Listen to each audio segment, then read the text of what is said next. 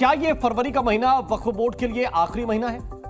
ऐसा इसलिए कह रहे हैं क्योंकि कल लोकसभा में वक्फ संशोधन बिल पर जेपीसी की रिपोर्ट पेश होगी और अगर संसद से संशोधित बिल पास हो गया तो वक्फ बोर्ड की जमीनखोरी पर लगाम लग जाएगी। असदुद्दीन ओवैसी वक्फ पर पेश होने वाले संशोधन बिल के खिलाफ हैं और लगातार बयानबाजी भी कर रहे हैं। उन्होंने संसद में संशोधित बिल पेश होने से पहले ही शाहीन बाग 2.0 के लिए फतवा जारी कर दिया है। ओवैसी के बयान का असर दिखना भी शुरू हो गया है।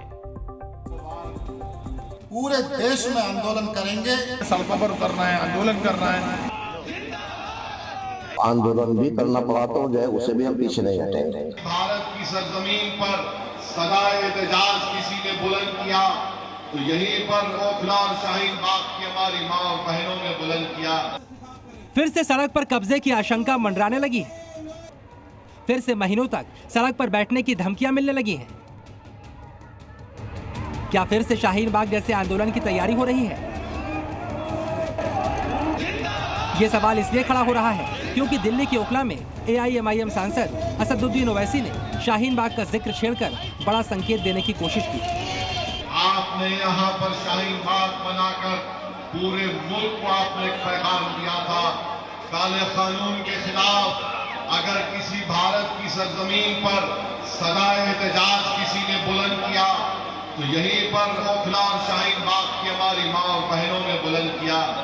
मेरी आंख से अदमन गुजारिश है कि आप अपने आप को दोबारा कामयाब करिए।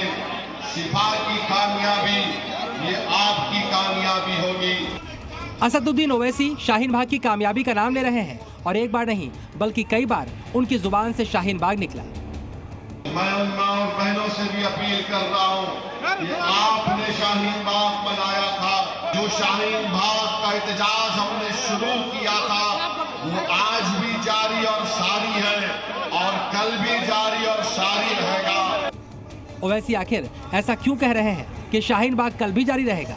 उनके इस बयान का मतलब आप सोमवार को संसद में होने वाले एक बड़े घटनाक्रम से लगा सकते हैं। 15 घंटे बाद संसद में वक्फ संशोधन बिल पर जेपीसी की फाइनल रिपोर्ट पेश होने वाली है और इसीलिए असदुद्दीन ओवैसी की जुबान पर शाहीन बाग है। सवाल है, क्या ओवैसी ओखला के इलाके के लोगों को शाहीन बाग 2.0 के लिए उकसा रहे हैं? वैसे संयोग तो देखिए, साल 2020 में भी दिल्ली में चुनाव होना था। तब CAA और NRC के नाम पर शाहीन बाग पर महीनों तक लोगों ने सड़क पर कब्जा कर लिया था। अब 5 साल बाद 2025 में दिल्ली में फिर से चुनाव है, लेकिन इस बार मुद्दा CAA या NRC नहीं बल्कि वक्फ संशोधन बिल है और आशंका है कहीं फिर से दिल्ली में शाहीन बाग ना हो जाए।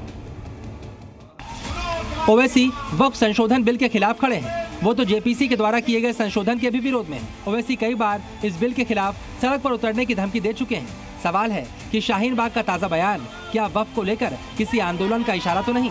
ओवैसी के बयान का असर दिखना भी शुरू हो गया है। कई मुस्लिम धर्मगुरु धमकाने लगे हैं कि वो वक्फ संशोधन बिल के खिलाफ सड़क पर उतरने को तैयार है। जमीयत अगर ये कहती है कि वक्फ संशोधन बिल जो वक्फ अमेंडमेंट बिल के नाम से कल से जाना जाएगा वो ठीक है तो सारा मुसलमान कहेगा ठीक है।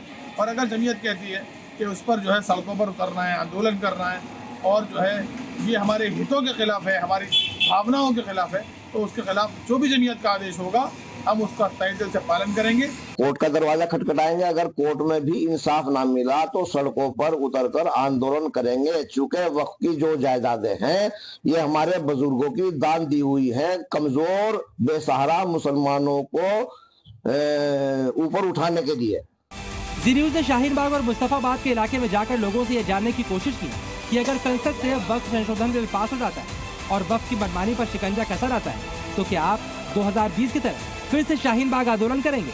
इस पर दिल्ली के लोगों की राय जानकर हम भी हैरान थे। इसमें कोई तरमीम की कोई जरूरत नहीं है ना, हम चाहते हैं इसकी जरूरत तो है नहीं। ये सरकार सिर्फ और सिर्फ मुखालिफ हो रही है मुसलमानों की और सरासर गलत हो रहा है और जो भी हो रहा है हमें परेशान करने के लिए हो रहा है, ये होना नहीं चाहिए। वक्फ बोर्ड की मनमानी गांव से लेकर शहर तक है। ये सड़क, मंदिर, धर्मशाला, सरकारी और निजी संपत्तियों पर अपना दावा करता है, लेकिन अब सरकार की कोशिश वक्फ की मनमर्जी पर लगाम लगाने की है, जिसके लिए जेपीसी ने वक्फ संशोधन बिल पर 655 पन्नों की रिपोर्ट तैयार कर ली है। ब्यूरो रिपोर्ट, जी मीडिया।